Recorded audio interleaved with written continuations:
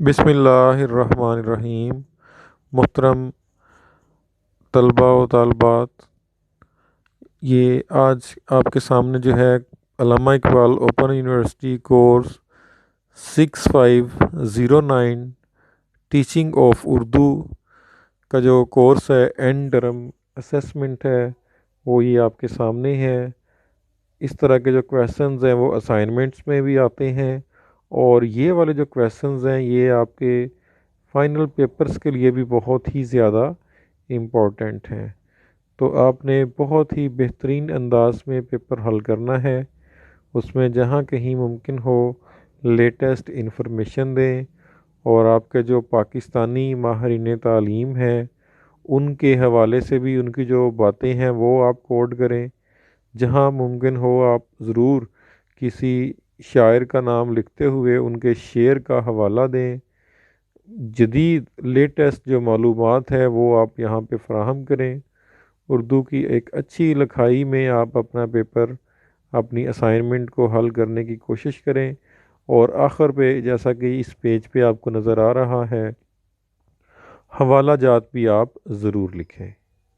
इसी तरह से ये अब आपके सामने सवाल नंबर 2 है, आप देख सकते हैं। आप भी इसी तरह से या इससे बेहतर जो प्रेजेंटेशन है उसके साथ आप क्वेश्चन लिखने की कोशिश करेंगे, अशार का हवाला देंगे, शायर का नाम लिखेंगे, जो कोई माहिरीन तालीम है पाकिस्तान के उनका आप नाम लिखेंगे।